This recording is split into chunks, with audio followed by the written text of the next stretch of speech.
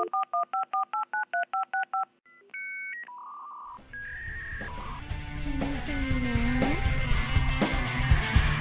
you hear me now? Can you hear me now?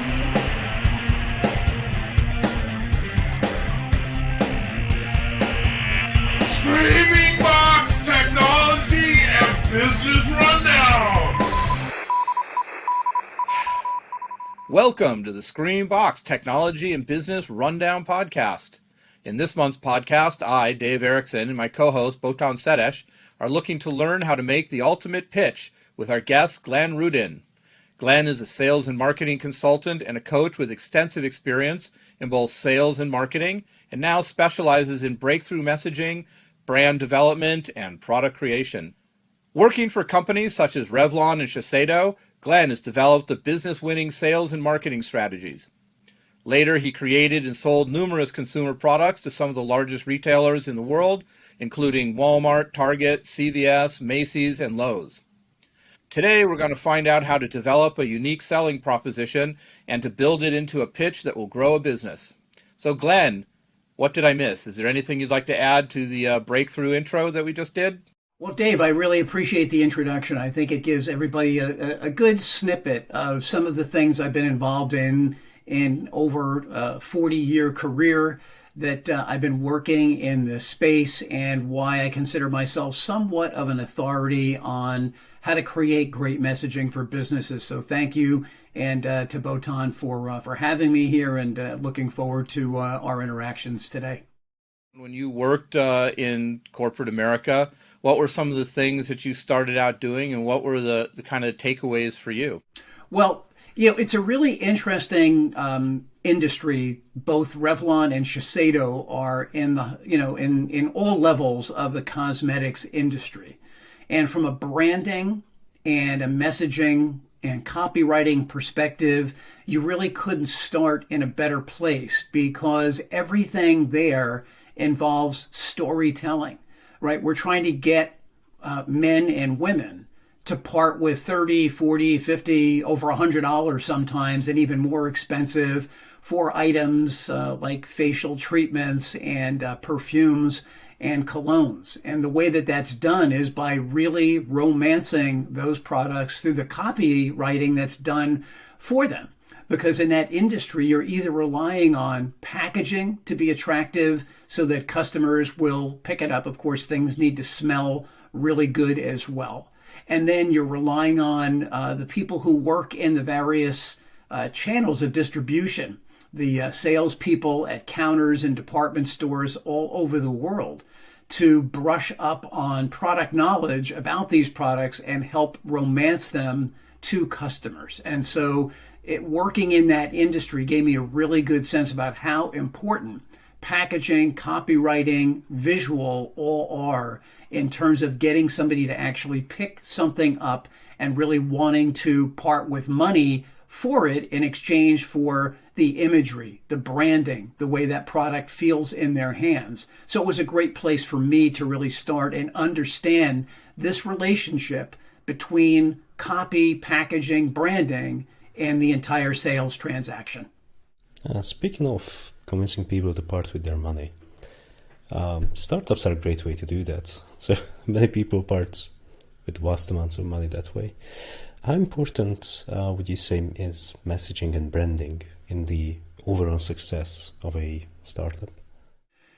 It's really being able to share a vision so that somebody else can see why this thing that you feel passionate about matters in the world, and how well you can create that vision so that somebody who's not as familiar or immersed in it as you are can now see this from your perspective and understand where there's an opportunity in the marketplace to be able to capitalize on this opportunity based on the value that you're giving to it.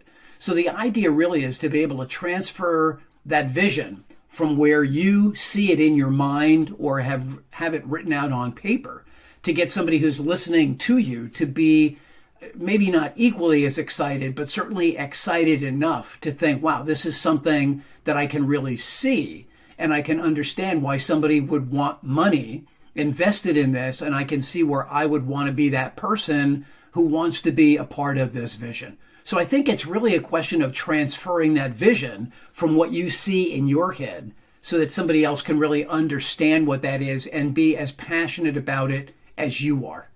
That makes a ton of sense.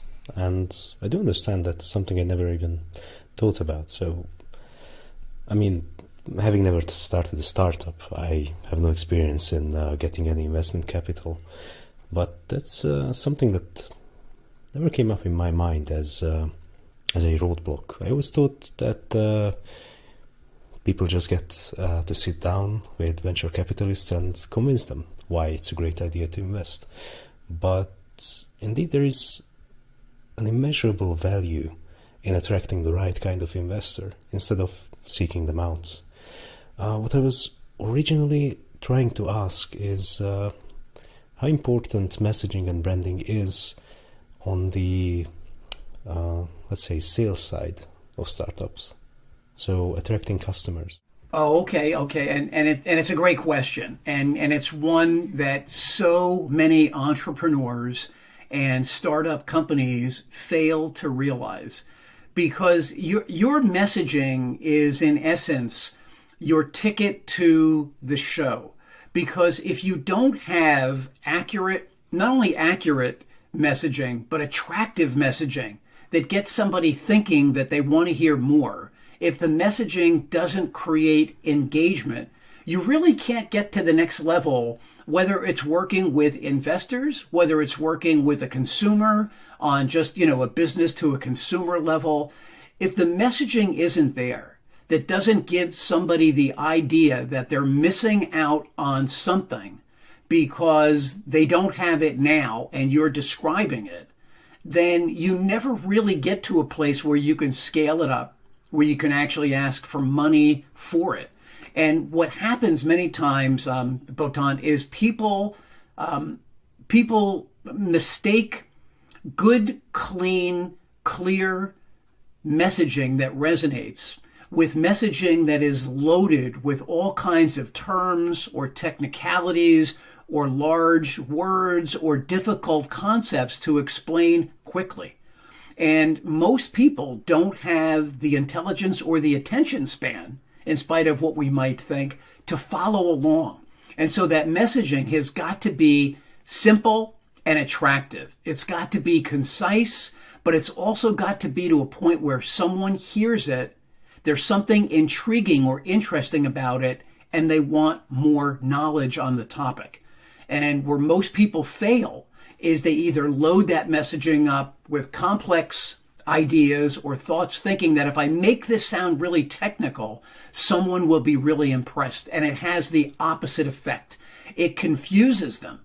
And in the case of investors, people who want to be highly regarded and want to be well thought of, the last thing in the world an investor wants to do is appear confused by what you're doing, because it makes them look like they're not smart or they're not knowledgeable. And so very often somebody will just nod their head in agreement with you as you're doing that, but they won't ask follow-up questions because you've confused them. And many times that just shuts off the entire transaction right there, because someone doesn't necessarily want to admit that they don't understand what you're speaking about. And the goal for you is not to get the idea to re-explain it, but to explain it the first time in a way that it's engaging enough for someone to get the main concept and say, wow, Botond, I want to hear more about that.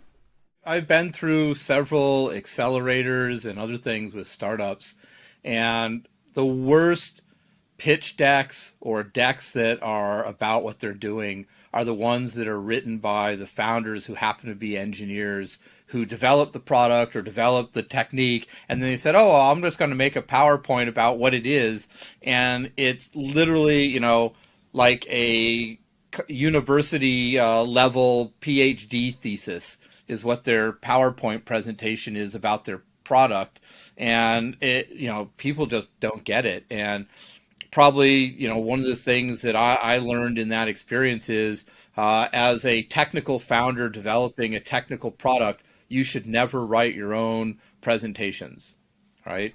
because you should be able to explain what you want to somebody, and then they take that and dumb it down. And I don't think dumb it down is the right word. Simplify it, make it clear, and figure out what are really the main business points out of that. Right. So Albert Einstein has the best quote on this, which is, if you can't explain it simply enough, you don't understand it well enough, right? If you think in terms of the complicated formulations and technicalities of, let's say, a pharmaceutical item, right? And we see these ads on television all the time, right? They don't get into the nanoscience of what's really involved behind what their compounds do to cure the complex things that are going on inside the molecules, inside your bloodstream, and all the rest of it. They simplify it down to, hey, do you have this particular issue on your skin? And people start thinking, hey, I think I do. I've got something that actually bothers me on my skin. And listening in further to try and find out how I get this thing that might help me with something that I might actually have on my skin. And if you'll notice, they do this in 25 or 30 seconds on a commercial or in an ad that you might see running on YouTube, right? YouTube, you've got 5 seconds to get some kind of a point across that someone either says, I'll listen further, or I'm going to cut this off now and skip the ads. So that gives you a great sense about how the clock is literally ticking inside all of our heads, and why we really need to endeavor to simplify these messages as much as we can, make them as relatable as we possibly can, and even, in a sense, make them empathetic so somebody feels like you're speaking to me about something that concerns me. But you're absolutely right. If you're somebody who's very technical and you don't have an ability to really communicate on a very simple level, you probably are not the one who belongs writing the copy for your elevator pitch, for your pitch deck, for anything really that involves something that's going out there for the consumer to consume, to read, and want to react to. What are kind of the components of this successful kind of initial pitch? Say you're trying to do a 15-second elevator pitch. You're going to stand up and you're going to tell somebody about your idea and why they should invest in it. Right. What would be kind of the components of putting a pitch together like that? What are the things you need to think about in coming up with kind of an elevator pitch or a sentence that describes your product or service? Right. And so let's distinguish also, because people watching might think, confusing a pitch deck with an elevator pitch, right? So a pitch deck could be a 10 or 15 slide or page presentation that gets into much more detail, sales analysis and projections and market research and things like that. So that would be a pitch deck, and we might spend a little time speaking about that. But now if we're speaking about an elevator pitch, from my perspective, the way I teach this to my clients or students that attend my courses, it's really strict in terms of the time limit. So I always say it's 30 seconds. If you can do it in 25 seconds without really speaking fast and getting somebody thinking, making them nervous, and really no more than 35 seconds, because that's more than enough if you're properly prepared to do it the right way. And the most important part of any pitch, and I'd say 70 to 80% of the people that I come in contact with get this wrong, is the introduction. The very first few things you're going to say that might be 8, 10, 12 words and maybe about 8 to 10 seconds. And that is the introduction to your pitch. And this is the most crucial part of it, because if you don't start strongly with that pitch, there's no way in the world you can ever finish strong, because you'll lose somebody and you can't get them back. Now, the way I teach this is by either using a question or a fact at the top of my pitch in the introduction that will get somebody listening, leaning in, and engaged and wanting to hear more. So if I was doing one, say, for my particular business, I would say 90% of the people I come in contact with struggle with their message, their pitch, or their branding. Just that sentence, 90% of the people I come in contact with, because now there's a really good chance I'm talking to you, Dave, or I'm talking to you, Botond, because I'm talking about 9 out of 10 people. So when I say that, most people do listen in and say, wait a second, this sounds like something I want to hear more of. So I've got them engaged. The other way that I can do that is I can say, did you know that 9 out of 10 people I come in contact with struggle with their message or with their pitch or their branding? And again, it's a bit softer there. It's a bit more empathetic than just throwing a fact at them. So when I say, did you know, right off the bat, someone's leaning in, did I know what? And now I'm going to say something that there's a really good chance they're a part of the audience I'm addressing. So that introduction is of massive importance when you are doing a pitch, because as I just stated, if you don't start strong, if you don't get initial engagement, then you will lose the audience and they will immediately start thinking, who's the next person pitching? Or what do I have to do after work? Or where am I going for lunch, right? You've lost them. And one of the most common ways that people lose them is there are actually two. One is providing information we don't need. So you'll notice when I did the top of my pitch there, I didn't mention that my name is Glenn Rudin. I didn't tell you that my company is called Always Been Creative, that I'm known as the Message Master, or that my company is located in Long Island in New York. Why didn't I mention those things? Because none of those matter to you, Dave, none of them matter to Botond, and none of them matter to anybody who's listening. Because you're not buying my company, you're not buying me, you're not coming to visit me, I haven't invited you. So why would I bother filling up 30 valuable seconds with any of that information? And yet people do that all the time. And why do they do it? Because they're nervous and they're unprepared for what the rest of the pitch needs to be. And they figure this is a great way to use up some time and put some information out there and not sound like I completely don't know what I'm doing. And yet you're wasting valuable listening attention time by giving me information I don't need. You'll add that in at the end. Believe me, if somebody hears something interesting that you said, they will endeavor to find out who you are, what your company name is, or if they can visit you or spend time with you, how to do that. The second thing, and we spoke about this just a moment ago also, a bit earlier in our interview, is filling up your introduction and your pitch with technical terms or college words. Because when you use big words, what you do is you stop somebody from listening to you and you start them thinking about that first big technical word that you just used, and their brain starts thinking, I know that word, I think I know that word, what does that word mean? In the meantime, you haven't stopped to let them catch up. You've continued with their pitch and they're no longer listening. Now, if you put a second technical word in there, if they were smart enough to figure out the first one, now they're busy working on the second one and you're done. They've just kind of thought about what those two words were, and you're looking at them thinking, did you get me? And they're looking at you thinking, I have no idea what he just finished saying.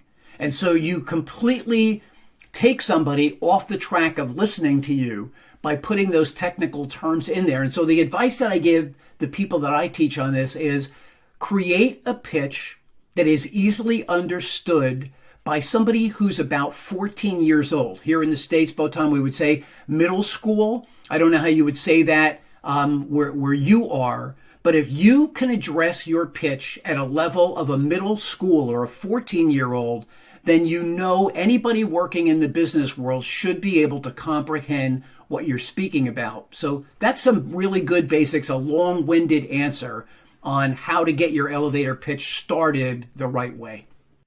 Yeah, for me, I think elevator pitches are really important because they're so useful in a lot of ways. It's not just pitching to an investor, but even if it's just you're talking to your mom and she says, what are you working on? Or you're trying to put up your first website to promote your product, you know, that elevator pitch is really what should be kind of on the opening of your website, just to describe what you're doing, right?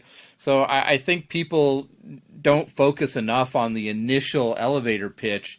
it's also, using your guidelines of simplifying, it really can make it so you can get your message across as to what you're actually trying to do quickly. And that's so important in today's world. Right. And listen, true. And keep this in mind. And people mistake this both in pitch decks and elevator pitches, which we're speaking about right now. The idea of your elevator pitch is not to sell anything. You're not selling anything. What you're trying to do is create engagement and follow-up. So typically here, in the States, and probably where you are also, Botond, right? You're going to be in a room networking, let's say with 25 or 30 people. And, we go around the room and everybody does their elevator pitch one after another. And by the 10th or 15th, listen, we've all kind of had it with what it is. So depending on when you get to do yours in that order, you could actually suffer from elevator pitch fatigue because people have now heard 15, most likely not very good elevator pitches. And yet the process is going to continue. And what people fail to understand is the idea here in that room of 25 or 30 people is to get it so that 5 or 6 of those people, when the meeting is over, they say, hey, Dave, hey, Botond, what you just said, that sounded interesting. I made a little note here. I wanted to get your business card and follow up.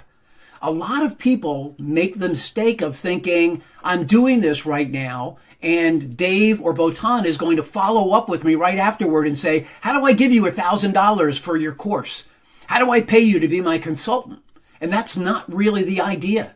I'm hoping to say enough things about what I do or enough things about my product just in that short period of time, something interesting, so that you'll want to hear more.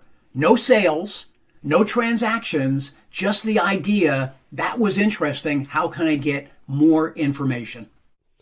So elevator pitch is to generate interest, and then the pitch deck is to reel the deal in. Well, do I get that correct? Well, so this is interesting too, because people, here in the States, and I think in Europe too, and maybe you've seen the show Shark Tank. Are you familiar with that show at this point, Botond, or Dragon's Den? I hate that show so much, but yeah, I know. It's fun. So people get the idea because that show is drama, right? That is somewhat scripted a bit. And people So do much these, 5-minute pitches, and then these billionaire investors are buying right into what they do. Now, behind the scenes, there is a whole lot of negotiation that goes on behind the scenes. But for the dramatics of television, right, it's just better TV if somebody does this and someone immediately wants to invest. But the truth is, really working with angel investors, people whose money is really near and dear to them, and they're not on TV playing some role that, that people are going to admire and say, wow, look at that billionaire, how he wheels and deals the percentages and the money that he throws around. When you really are doing a pitch deck for angel investors, they too are just looking to see, is this a concept that I might be interested in? Is there enough here to create a follow-up meeting, to create questions and say, sounds interesting, now can I get more details, as opposed to you're doing the pitch deck and someone's got their checkbook out and says, here's $500,000 for your concept. So the pitch deck, in a lot of ways, is similar to the elevator pitch. What I'm really trying to do is create a bit of a relationship with somebody who I know has money and may be interested in investing that money somewhere. And I want them to be interested enough in what I've discovered, what I'm putting out there, to say, yeah, I've heard a lot of pitches. Yours sounds interesting. Let's have a deeper discussion about this. So that pitch deck, really, the idea there is to get into a more serious meeting after that initial meeting where someone's really had a chance to digest this, go back and do some research based on the information you've provided and say, looks to me like maybe there is an opportunity in the marketplace. Tell me how you really are going to go about doing this so I can decide if in fact I want to invest, how much I want to invest, and what percentage of your company you might even be willing to part with if we can come to an agreement about this. So I do think that there is a different dimension to all of these discussions. I think that is to get the investor emotionally attached to the idea of this product or this service or whatever.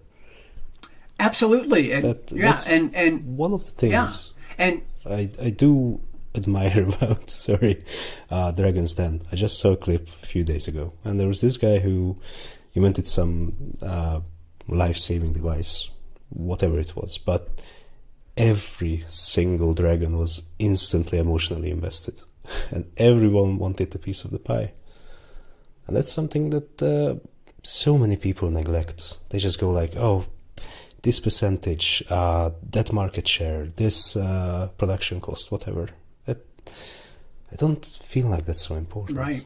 And think about, I'm sure they had a lead-in sizzle video that they did for whatever that investment was, and they dramatized exactly how this item works and how it dramatically saved somebody's life, so that anybody looking at it can immediately say, if that was me laying on the ground or stuck in that car, or someone that I knew was in some horrible situation, I could see that thing saving my life or someone's life that I really cared about.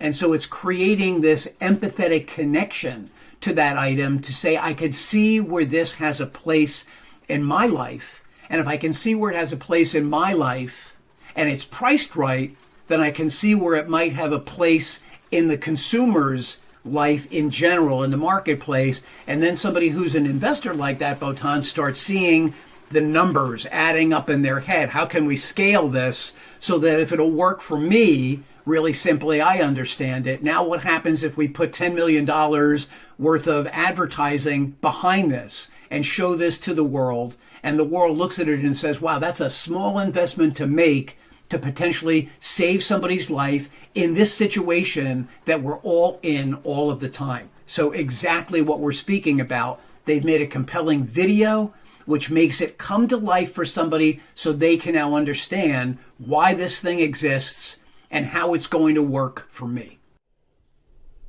Right. I mean, one of my favorite things about in marketing as a whole is, I don't know if you're familiar with Dior Sauvage and its branding. It's what is that Dior? again? Oh, Dior Sauvage. Okay, yeah. Dior Sauvage, okay. yeah. And Johnny Depp is just walking around, and I don't know, digging some hole in the middle of the desert, and everyone is like, "Oh, I want to be as cool as him," and it just works. Imagery.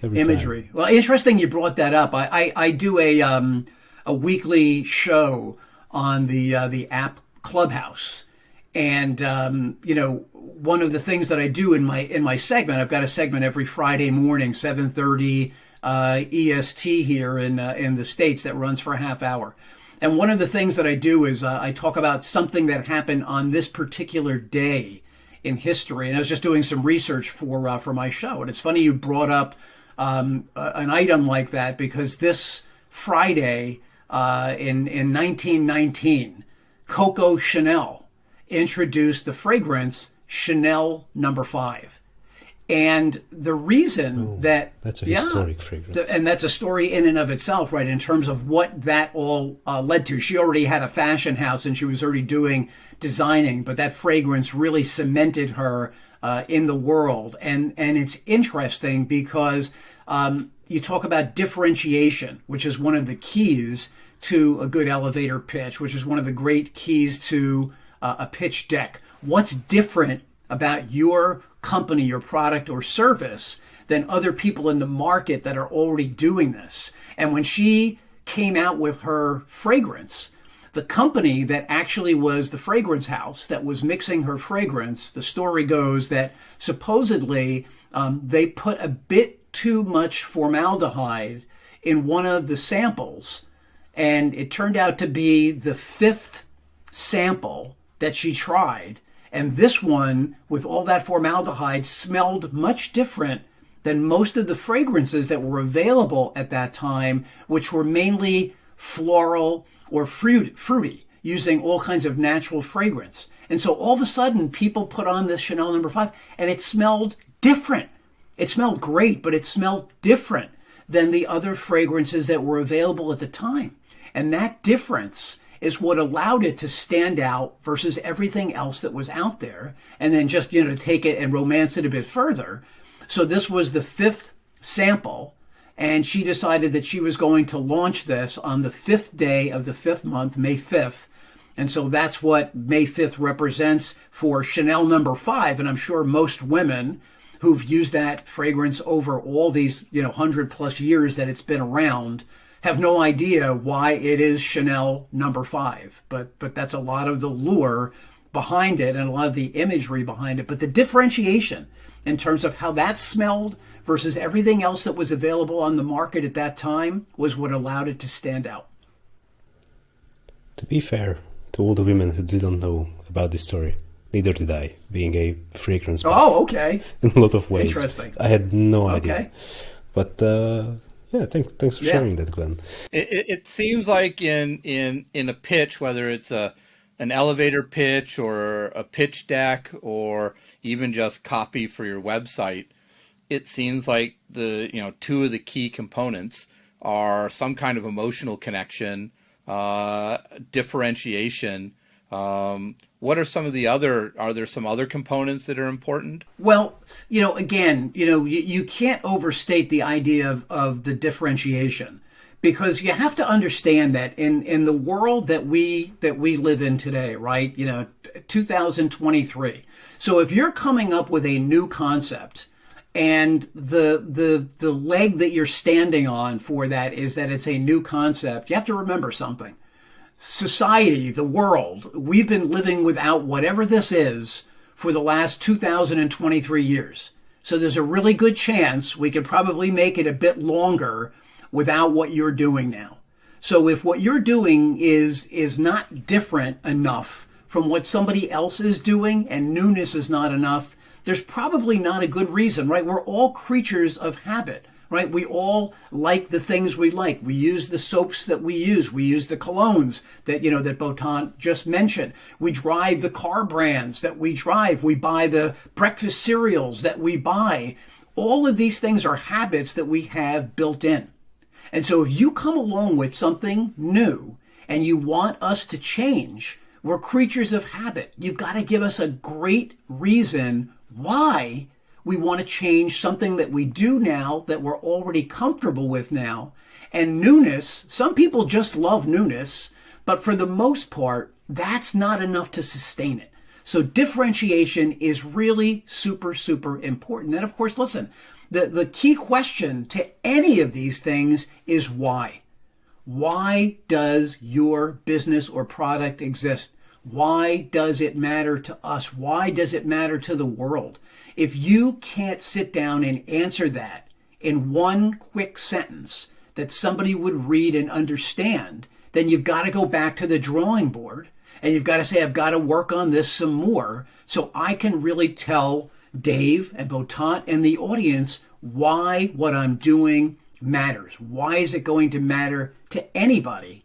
Before you can even get into the differentiation, why? Just think about that. It seems simple enough.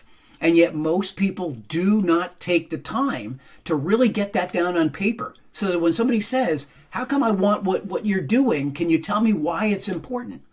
And they can't, because they haven't taken the time to do it. Right. And it doesn't even have to be something world-changing that upsets the whole market. It can just be because it's cool.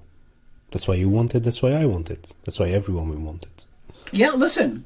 Well, part of cool is kind of making it cool, and part of the process of making it cool is your messaging. Yeah. Right? Yeah, because just cool in and of itself, again, if you think now I'm sitting in front of a table of investors and they want to know why this particular item is going to stand out, and let's, we'll take that fragrance idea out a little bit further. Right now, these big fragrance companies like Dior, like Chanel, name whichever, Tom Ford, name the most popular ones that are out there now, right? They have got lots of equity that they're building on top of. So it's fashion, right? It's imagery that's out there in the marketplace. They already have a fan base that's probably worn some other Dior cologne that they already like. And so now they're going to come out with something that smells different. The package may be different. The bottle is certainly going to be different. We know how much money cosmetic companies invest in packaging and in imagery, right? So if you were just a startup and you were launching a new fragrance, in my judgment, I believe you'd have to come up with some reason that, hey, we tested this on 5,000 men, and every single one of them got a date within 20 minutes of wearing it. Oh, well, okay. Now you put something out there that obviously there's something in that fragrance that really attracts, whether it's the opposite sex or the same sex, but there's something in there that really gets somebody moving. Now you've got some technology built into your fragrance that would allow an investor to say, that sounds different. Because if you're just out there and you're trying to appeal on the scent, that's a little bit more just subjective. Smells really good to me. It might not smell really good to your investor. Maybe your investor, again, they're sitting down and they're thinking this is going to be a proposal based on a cologne or a perfume. But if there's not a real reason for why this one that differentiates it, you might have a really difficult time getting somebody to say, I want to invest in that. So cool is great. But behind cool, then, you've got to be willing to say, and we've got X amount of dollars that we're going to be spending on this to show that it is really cool to the marketplace and really establish that coolness with the target audience. And now somebody looking at that saying, oh, okay, and how are we going to be, getting that out there? How's it going to be distributed? How are these people that think this is cool going to get their hands on it? How are they going to smell it? And that's a big part of, the marketing campaign behind the fragrance that will determine whether or not this actually can get some market share or not. Or, hear me out, Glenn, we could say 9 out of 10 dentists recommend our fragrance. Of course. I think a good example of this, at least for me, is Oakley, because their product, they position it with a lot of branding that's related to cool, but they also back it up with a lot of technology, right? They talk about how it's better for performance and how it's more comfortable and the way they design the glass and all that. I think that's a fairly good example of how they market a lot on cool, but they also kind of have something in the back end to give you some real differentiation between another pair of sunglasses that could also look cool, but may not have the same technology or not have technology at all. Very right. Very, very good point. So in their particular case, right, they're combining the imagery of their product, that you're going to see these on, a lot of, slick men and slick women that are out there, in the south of France or on some very expensive looking golf course or sitting around some gorgeous swimming pool. But right, there's also technology involved in what they do in terms of the way the glasses are built and how they filter out particular levels of sun ray that are harmful to your eyes. So right, they've got the imagery, but they're using or employing something called brand storytelling. And in this particular case, the brand storytelling method they're using is based on technological achievement in the category that they're in. So they will talk about how this filters out X percentage of whatever. So there's a brand story there based on technology.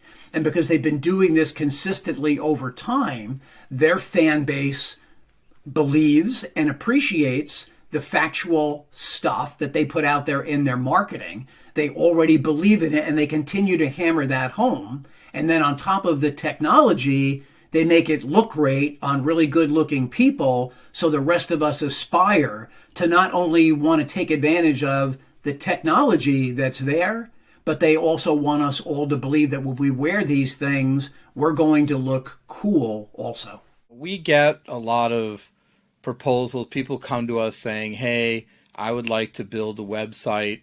This is my product, or I want to do a mobile app. This is my, SaaS product or whatever I've developed or designed. Those kind of websites or the projects that they're asking us to do, they've developed them from a very technical background. And when I ask them, well, what is it that you're really trying to say, right? They usually end up talking about their technology, and their focus is really on the mechanics of what they built, because they're engineers, right?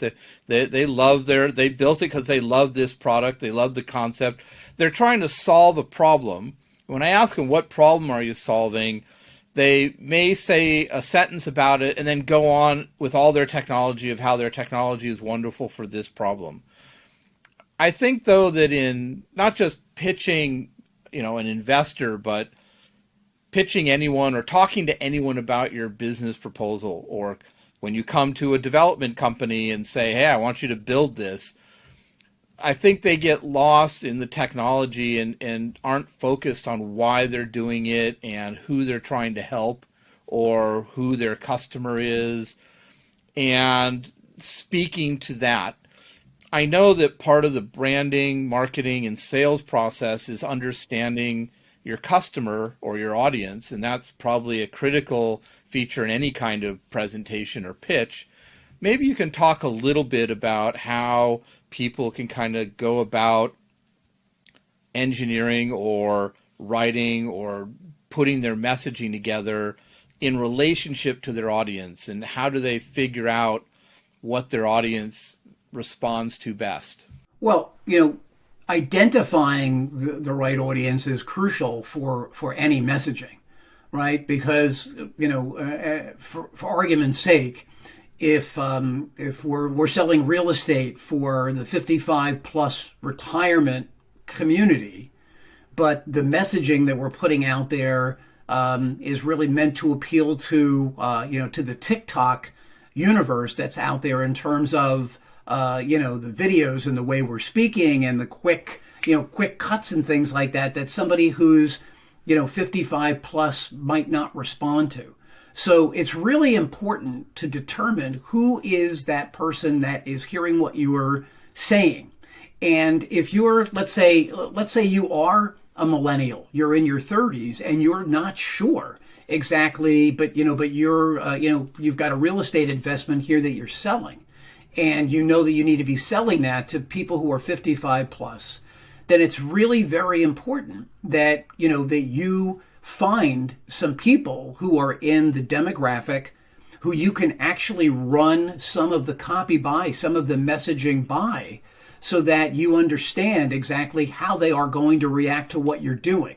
Because there's a really good chance that if you take the time to meet with some, again, we'll use this real estate example, some people who are 60 years old, and you run some messaging by them and it doesn't resonate with them, then you've got to go back to the drawing board, because you're speaking to somebody from the standpoint of a millennial's mentality, which is going to be completely different than that of somebody who is a baby boomer. And so it's not to say that you're in your 30s, you can't do this, but it's really important that before you actually finalize something and put it up on a website or put it into writing or into a brochure, that you've test marketed with people who are in that demographic. And it doesn't mean you've got to spend hundreds of thousands of dollars doing research. For sure, you've got parents, or if you don't want to get your parents involved, then you've got friends who have parents who could potentially be interested in making this kind of investment in real estate. And finding out whether or not the message is resonating, whether it's understandable, whether it generates more follow-up questions, that's exactly the kind of thing that you're looking for. So, again, as you put any of these kinds of campaigns together, doing it with your end target market in mind is crucial. Because if the end target market, the people that you're really trying to sell this concept to, are not hearing it because you're speaking in a different language to them, and yes, millennials speak in a different language than baby boomers do, at a different pace, at a different clip, and different amounts of information going out there, then there's a really good chance that the messaging you're putting out there is not going to appeal to the target audience. And by the same token, if you're somebody who's my age, in your 60s, and you're writing copy that needs to appeal to millennials or Generation Z, it's probably really important to make sure that the way you're speaking is a way that that audience wants to take that message in. So it works both ways in that spectrum. But it's crucial to make sure that that messaging is written in a way that the target audience is really taken into mind when you're putting it up there?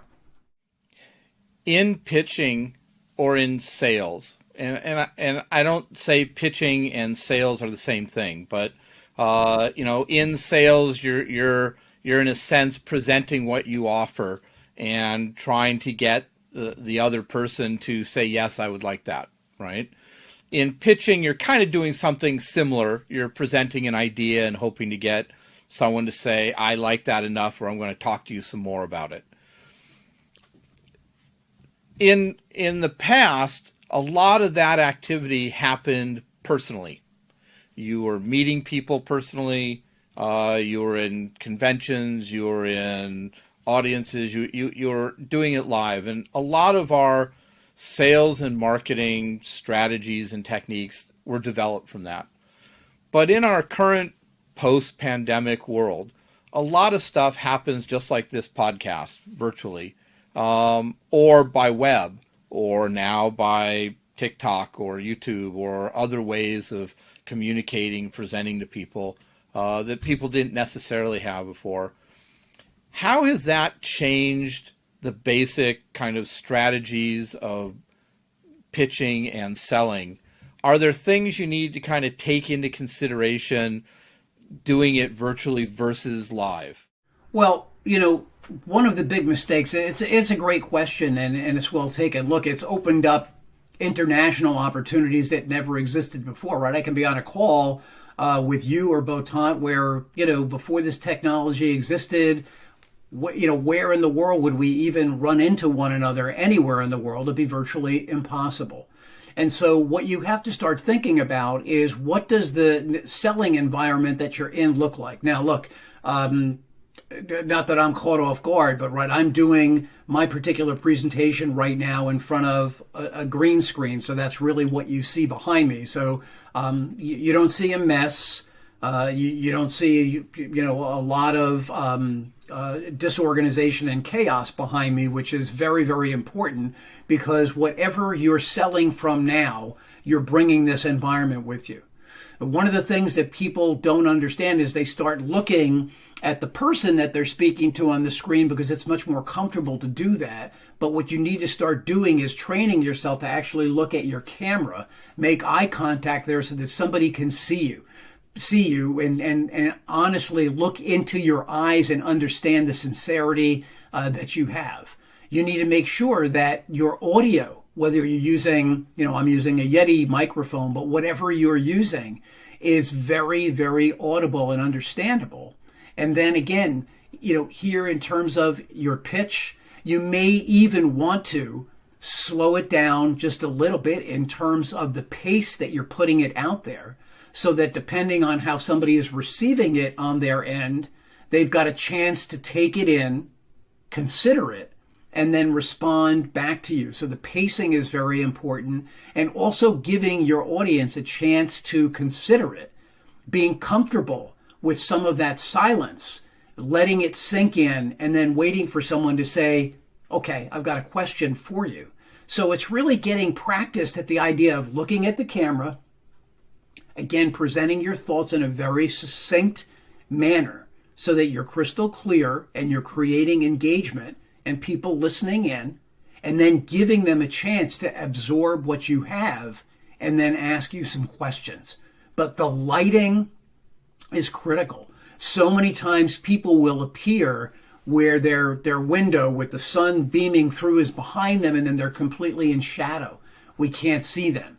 Or the lighting that they have is not bright enough, so we can't really see their face. We really can't see their eyes. The audio is somewhat garbled, so it's not really coming through clearly. Every single one of these things has the ability to diminish the message that you're delivering when you're not doing it in person.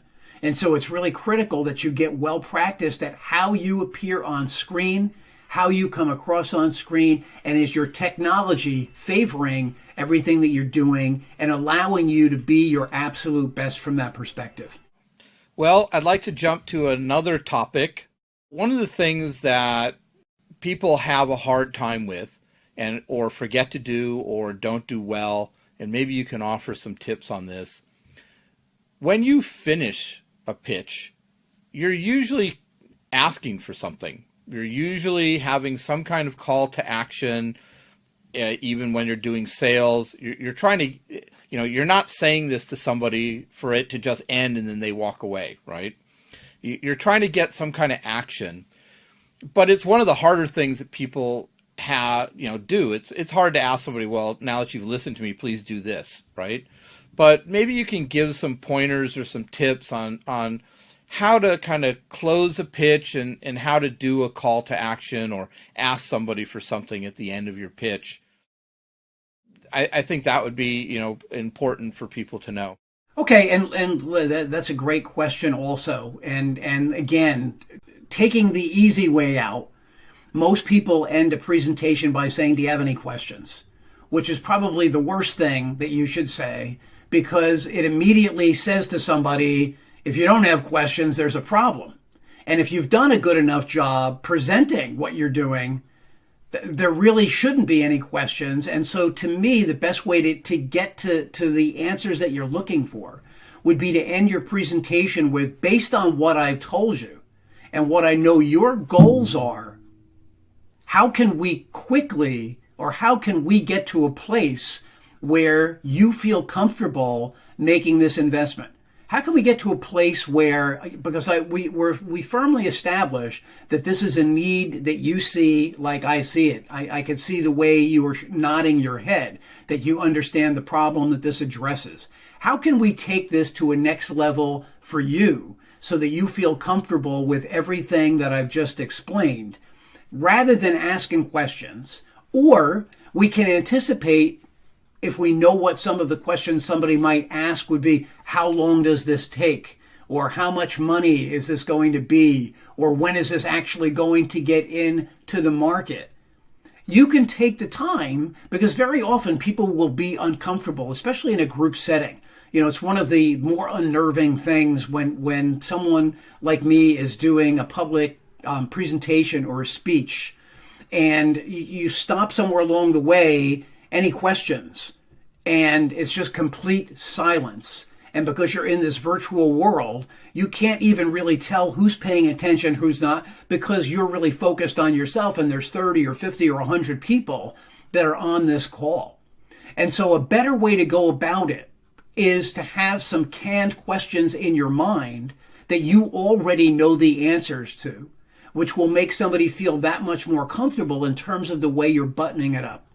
So, again, if we talk about this fragrance idea that Botond was talking about earlier, I know you saw these great images of the fragrance, and I'm sure you're wondering, how can I get my hands on that actual fragrance so I can smell it, I can wear it on my skin, see what it smells like to me? And the answer to that is, we're going to be sending out samples on such and such a day, or we have samples here. If you're in person, in the briefcase that we can bring out, and you can actually get, the smell of this right now. Or, I'm sure, based on what you saw, if we talk about this life-saving device that you saw on the Dragon's Den, right?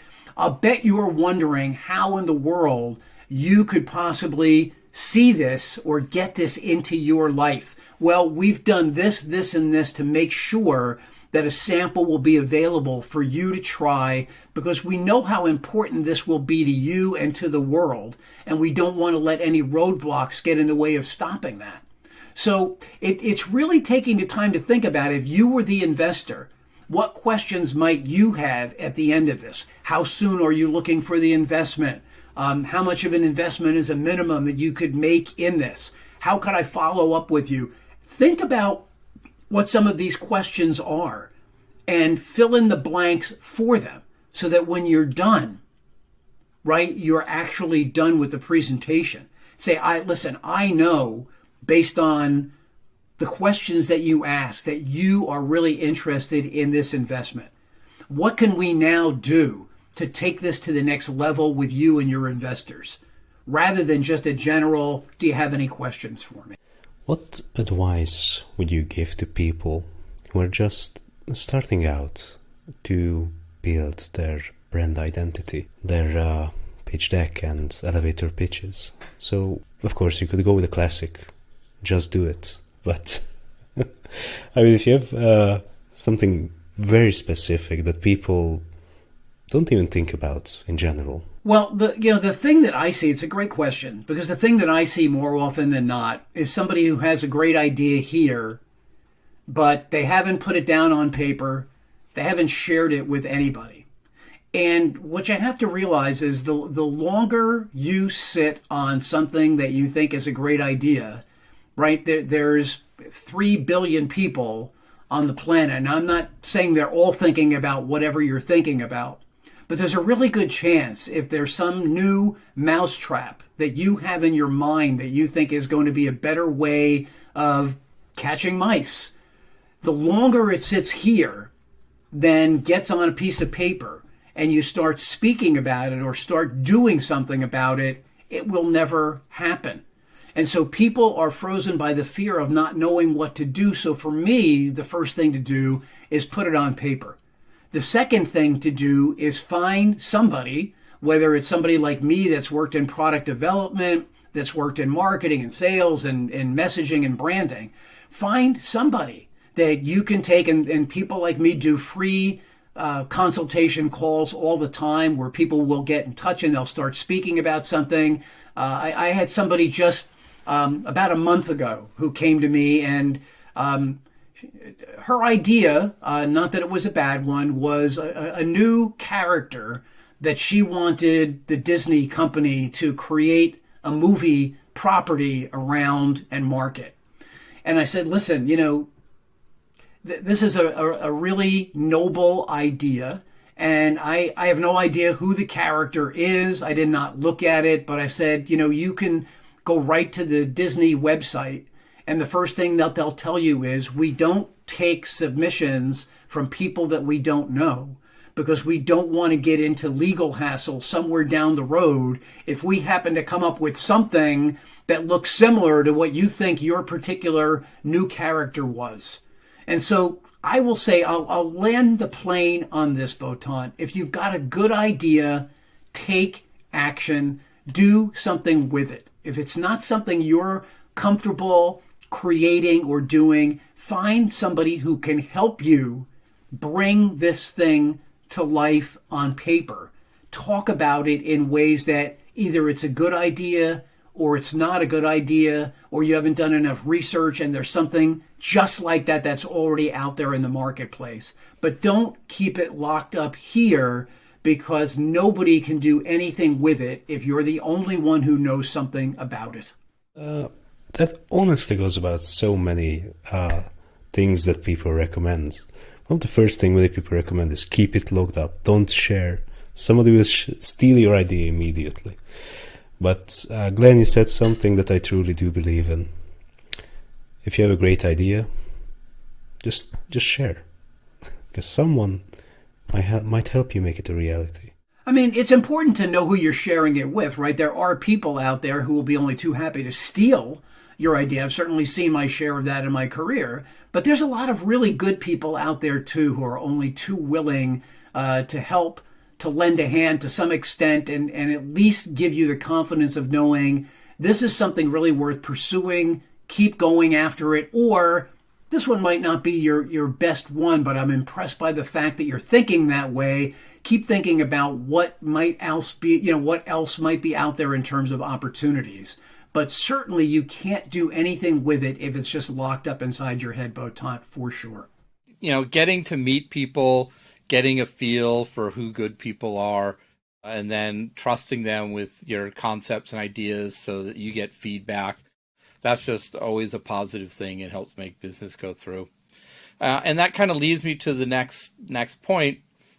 So, Glenn, what are kind of the things you help people with in your consulting business? And if there are listeners to this show, how can they get a hold of you and work with you on the things that you can offer them? Okay, so I'm a coach and a business strategist. So I help people create these pitch decks, elevator pitches, develop their branding and their corporate message to the world. And so if you're struggling like so many people do, you've got a good concept, but you could use help with that.